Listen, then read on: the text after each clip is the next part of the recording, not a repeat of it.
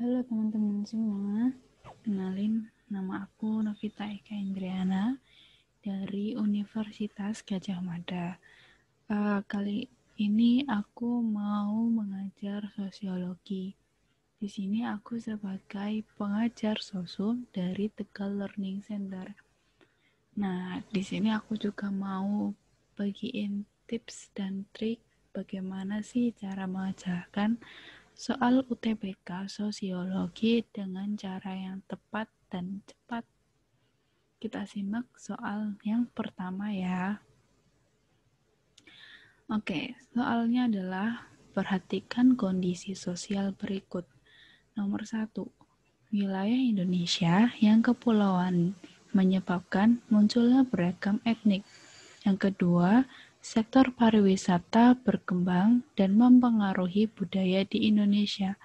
Yang ketiga, posisi Indonesia yang strategis membuat banyak pendatang menyebarkan agama.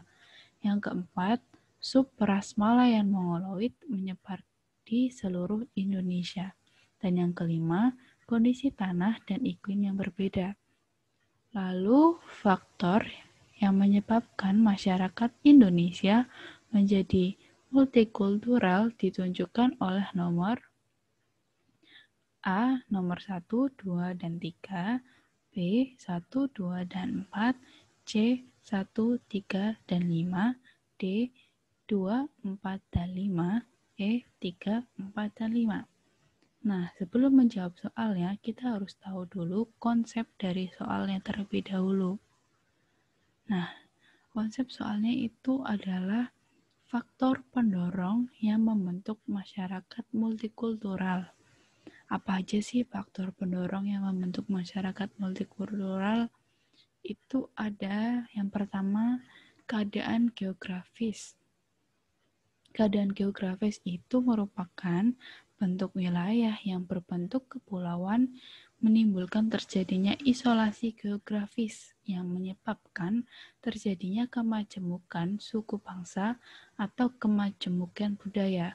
Di dalam keadaan geografis ini ada beberapa contohnya, di mana ada bahasa yang berbeda di antara daerah yang lainnya, pola perilaku, dan unsur budaya lainnya. Lalu faktor pendorong yang kedua adalah letak wilayah. Di letak wilayah ini terdapat letak wilayah yang strategis di antara dua samudera dan dua benua, menjadikan wilayah tersebut sebagai jalur lalu lintas perdagangan yang menyebabkan terjadi kemajemukan ras dan kepercayaan. Yang ketiga, itu terdapat faktor pendorong kondisi iklim yang berbeda. Nah, ini merupakan perbedaan cuaca dan struktur tanah yang menyebabkan terjadinya kemajemukan mata pencaharian. Melalui faktor pendorong ini, kita tahu kalau di setiap daerah memiliki bahasa, ras, kepercayaan, pola perilaku, unsur-unsur budaya yang lainnya yang berbeda-beda antara daerah yang satu dengan daerah yang lainnya. Maka dari itu di Indonesia terbentuklah masyarakat multikultural. Nah, jadi kalau udah tahu konsep dari soalnya, kita baru lihat soalnya lagi.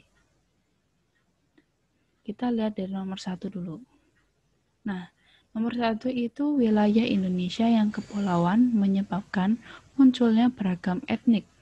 Di sini kita ada poin di kepulauan.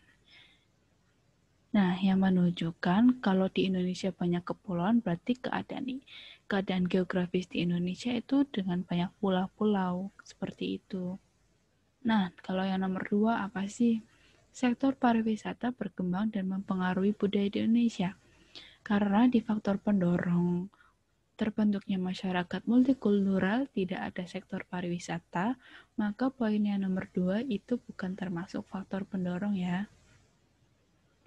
Yang nomor 3, posisi Indonesia yang strategis membuat banyak pendatang menyebarkan agama. Di sini ada 2 poin sebenarnya. Yang poin pertama itu ada sisi Indonesia yang strategis dan menyebabkan pendatang menyebarkan agama. Di sini juga agama adalah menjadi poin yang dapat kita ketahui bahwa di Indonesia itu letak wilayahnya tuh sangat strategis.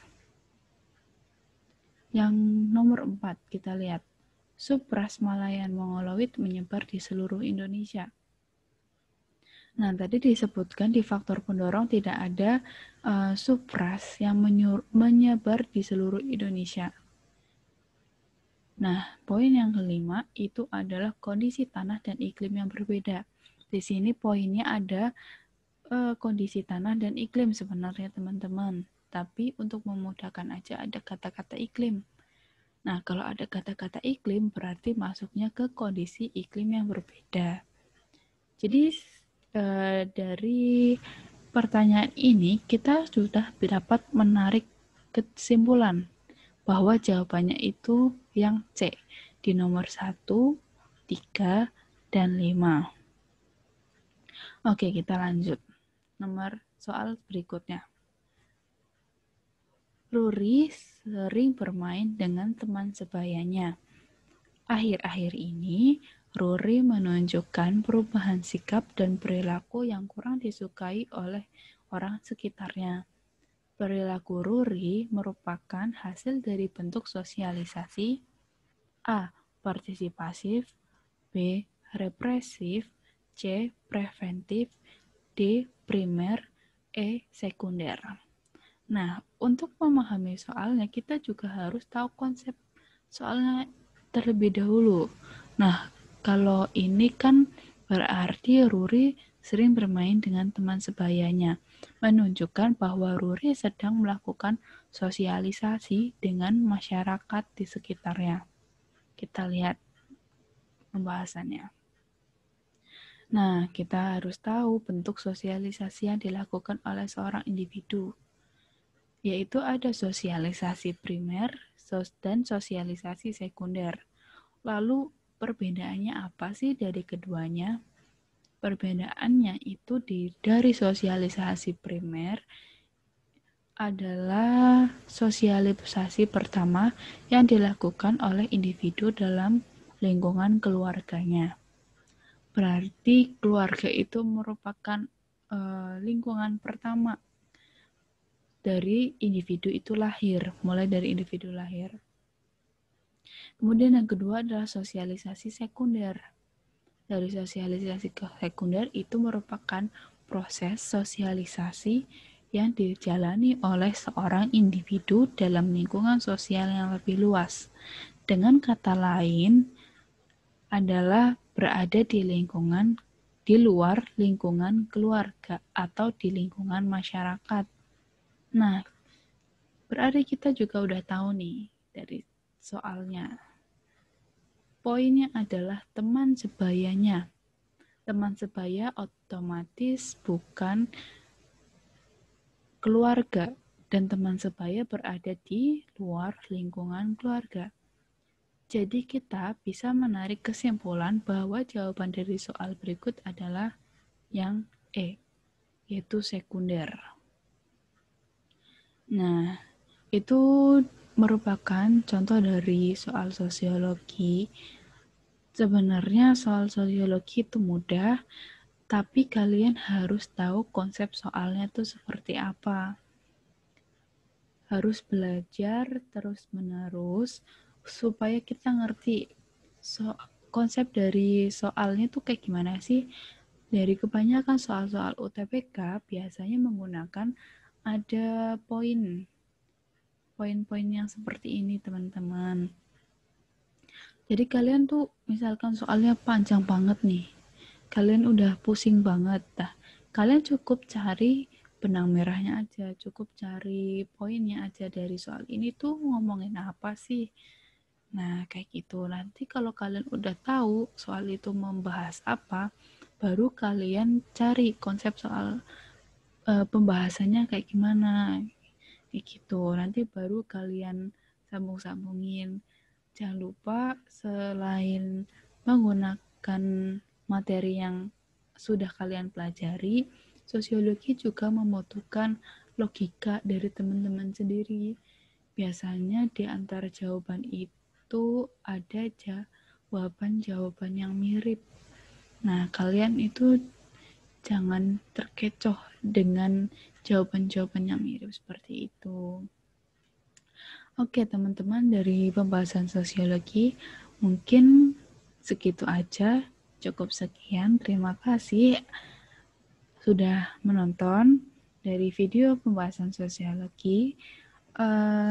Semangat belajar, semangat UTBK tahun 2021. Semoga mendapatkan hasil yang terbaik. Terima kasih, teman-teman. Oke, selanjutnya ada sejarah ya teman-teman. Di sini aku bakal ngejelasin bagaimana strategi-strategi yang aku gunain ketika menjawab soal-soal UTBK. Ini bisa banget kok diterapin untuk teman-teman bisa menghadapi UTBK nantinya. Yang pertama-tama aku bakal mengidentifikasi sebenarnya permasalahan-permasalahan yang sering terjadi ketika belajar sejarah. Yang pertama, belajar sejarah mager karena materinya terlalu banyak. Yang kedua, belajar sejarah itu nggak tahu kegunaan sejarah itu sendiri. Yang ketiga, ketika belajar sejarah kita sering lupa. Yang keempat, belajar sejarah nggak menarik sehingga kita mengasumsikan bahwa belajar sejarah itu membosankan. Lalu yang kelima, belajar sejarah ini dianggap kuno. Sebisa mungkin teman-teman bisa menghilangkan atau meminimalisir ya, dari permasalahan-permasalahan ini. Kita bisa langsung melihat contoh soal terutama pada kegunaannya pada sistem yang sekarang yaitu HOT ya teman-teman. Nah, soalnya itu wilayah yang berwarna pada peta di atas merupakan wilayah Republik Indonesia pasca. Nah, di sini aku mau ngebantu teman-teman untuk memposisikan bahwa kita sebagai orang awam yang sebelumnya tidak mengetahui apa-apa ya teman-teman. Nah, ketika kita melihat gambarnya secara langsung pada petanya, dianalisis sepertinya jika memuat satu wilayah Indonesia telah menggambarkan peristiwa apa yang telah terjadi. Secara tidak langsung, logika nalar kita, teman-teman dituntun untuk bisa berpikir, memecahkan masalah. Tidak peduli pada akhirnya benar atau salah, intinya melatih ketajaman cara berpikir teman-teman. Nah, di sini juga aku udah sebutin jawabannya, yaitu jawaban B. Karena warna merah pada peta tersebut menggambarkan wilayah Republik Indonesia pasca proklamasi kemerdekaan. Nah, ketika aku mencoba latihan soal yang seperti ini, aku tidak serta-merta langsung skip aja. Namun aku juga ingin tahu pada pilihan jawaban yang lainnya. Jadi rasa ingin tahuku untuk bisa coba menggali lebih tajam nih, sebenarnya pilihan jawaban yang lainnya tuh sebenarnya masih ada keterkaitan satu sama lain. Yang diantaranya ada perjanjian Renville, ada perjanjian Linggarjati, ada konferensi meja bundar, dan ada kesepakatan Romeroyen. Nah, ketika aku mencoba untuk menggali lebih dalam nih pilihan-pilihan yang tadi pada soal disebutkan. Nah, aku banyak-banyak membaca dari sumber-sumber yang terutama di dalam internet ya. Aku mencoba untuk menggali lebih tajam. Aku banyak lebih tahu nih sebenarnya pilihan-pilihan tersebut juga ada keterkaitannya satu sama lain. Nah, ketika belajar sejarah ini, kita juga bisa memahami informasi-informasi tambahan seperti mungkin nama lain dari konferensi meja bundar dari bahasa Belanda ataupun bahasa Inggris. Yang setahu pengalaman aku, UTBK ini soalnya emang unik dan sangat seru sih teman-teman. Jadi bisa jadi UTBK yang akan teman-teman jalani itu di luar dari ekspektasi yang teman-teman sudah targetan. Jadi sebisa mungkin teman-teman bisa banyak belajar, banyak membaca untuk mengetahui bagaimana sistem soal yang akan diujikan. Oke, di sini aku juga akan memberikan solusi atau tips dari belajar sejarah untuk UTBK teman-teman ya. Nah, yang pertama itu aku mengasumsikan bahwa kita banyak-banyak membaca. Ketika kita banyak-banyak membaca, nantinya wawasan kita akan semakin terbuka dan semakin luas, dan ini sangat membantu teman-teman ketika mau menjawab soal-soal UTBK nantinya. Lalu solusi yang kedua adalah banyak latihan soal. Ini juga banyak ngebantu banget sih, terutama ketika soal-soal yang sekiranya mungkin teman-teman belum tahu, dan pada akhirnya ketika teman-teman mengerjakan satu soal dan jawab dari pilihan jawaban yang disebutkan, teman-teman mencoba menggali lebih tajam, menggali lebih dalam, teman-teman pada akhirnya akan mengetahui, dan ini akan membantu banget sih teman-teman. Terus solusi atau tips yang ketiga itu yaitu banyak-banyak mencatat. Karena ketika kita mencatat dalam artian apa yang kita sudah pelajari dan kita mencatatnya dalam buku atau mungkin dalam sticky notes teman-teman kalau teman-teman punya. Nah, teman-teman akan terngiang-ngiang nih apa yang sudah pernah dicatat dalam pembelajaran yang teman-teman lakukan. Terus aku mencoba untuk keluar dari kebosanan itu untuk menonton film, namun filmnya tuh yang bertema sejarah. Jadi dari film tersebut itu bisa minimal bisa menggambarkan bagaimana sih peristiwa-peristiwa yang ada pada zaman dahulu untuk aku pelajarin dan nantinya aku pelajari lebih dalam lagi. Oke, sekian dari yang aku berikan pada kali ini. Semoga membantu teman-teman. Halo semuanya, kenalin aku Isma, pengajar geografi dari TLC. Kali ini aku mau bawain kalian satu soal geografi. Berikut soalnya. Kejadian banjir dan longsor yang telah terjadi di Manado berkaitan dengan daerah hutan di wilayah hulu yang sudah gundul. Prinsip geografi yang diterapkan untuk menjelaskan fenomena tersebut adalah A. Distribusi, B. Korologi, C. Interrelasi, D. Korelasi, dan E. Deskripsi. Nah, untuk jawaban soal ini itu adalah interrelasi. Kenapa interrelasi? Soalnya dia itu menjelaskan hubungan antara fenomena alam dan juga pengaruh dari sikap manusia sendiri. Prinsip itu ada 4, ada distribusi, interrelasi, deskripsi, sama korologi. Nah, ini tuh bisa kalian singkat dengan tri basi si koro. Tri itu distribusi, terus si yang pertama itu untuk interrelasi, si yang kedua itu untuk deskripsi, dan koro itu untuk korologi. Kalau misalkan persebaran itu menjelaskan tentang persebaran atau distribusi itu menjelaskan tentang persebaran yang tidak merata. Terus kalau misalkan interrelasi, ya seperti yang tadi udah aku jelasin, interrelasi itu menjelaskan tentang hubungan timbal balik atau hubungan manusia dan juga lingkungan alam. Terus yang ketiga itu ada prinsip deskripsi. Prinsip deskripsi itu biasanya menggambarkan atau menjelaskan suatu fenomena. Terus ada korologi. Kalau prinsip korologi itu gabungan dari prinsip persebaran, prinsip interrelasi, sama prinsip deskripsi. Terima kasih. Halo semuanya, kenalin nama aku Devi Claudia. Aku adalah salah satu pengajar di TLC kelas bagian sosum. Nah, kebetulan aku mengajar di mata pelajaran ekonomi. Nah, kali ini kita akan membahas soal ekonomi yang kayaknya materi itu sering banget keluar di UTBK ya teman-teman. Nah, soalnya itu kayak gini. Nah, teman-teman, jadi soalnya itu bunyinya kayak gini.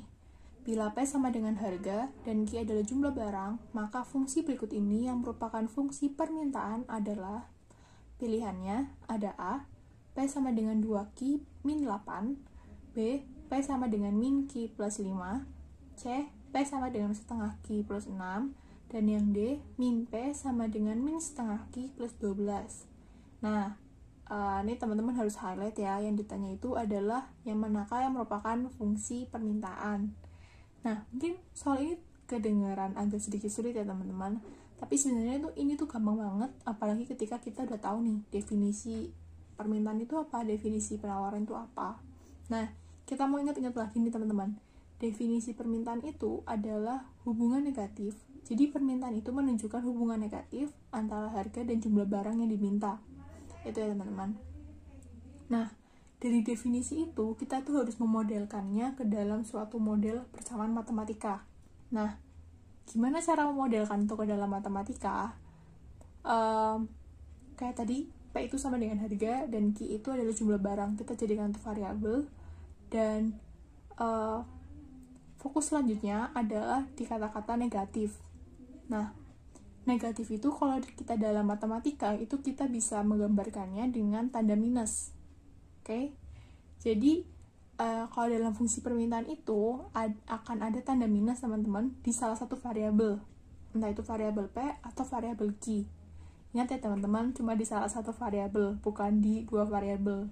Nah, kenapa harus ada tanda minus di salah satu variabel P atau Q? Karena itu akan menunjukkan hubungan negatif, teman-teman. Jadi, kalau P-nya positif, maka Q-nya akan negatif. Sebaliknya, kalau Q-nya positif, maka P-nya akan negatif. Maksudnya apa? Kalau misalkan harga itu naik, maka jumlah barang yang diminta itu akan turun. Begitu juga sebaliknya, teman-teman. Kalau harganya itu turun, jumlah barang yang diminta itu akan naik. Itu namanya menunjukkan hubungan negatif. Dan dalam persamaan matematika, itu ditunjukkan dengan tanda minus.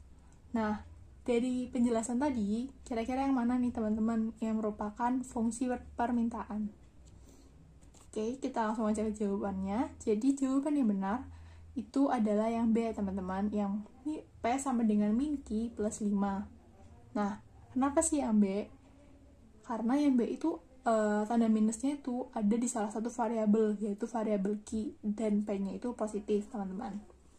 Nah, kalau misalkan teman-teman tanya nih, kalau tanda minusnya ada di konstanta gimana, Kak? Kayak gitu. Nah, kalau di konstanta itu nggak akan mempengaruhi, teman-teman, karena konstanta itu kan independen nih, teman-teman. Maksudnya mereka bisa positif, mereka bisa negatif. Nah, kalau pilihan yang C gimana nih? Kalau yang C itu adalah menunjukkan fungsi penawaran. Kenapa? Karena P sama Q-nya itu sama-sama positif, teman-teman. Jadi, penawaran itu kebalikannya ya, teman-teman, sama permintaan. Kalau penawaran itu, antara P sama Q itu positif minusnya itu harus sama. Kalau P-nya positif, ya berarti Q-nya juga positif. Kalau P-nya negatif, berarti Q-nya juga negatif. Itu juga sama dengan di pilihan yang D. P-nya negatif dan Q-nya itu juga negatif. Jadi pilihan A, C, dan D itu menunjukkan fungsi penawaran. Sementara yang B itu menunjukkan fungsi permintaan. Itu ya teman-teman pembahasan kali ini. Semoga bermanfaat dan semoga bermanfaat nih buat teman-teman yang akan mempersiapkan UTBK teman-teman nanti. Sampai ketemu di lain waktu.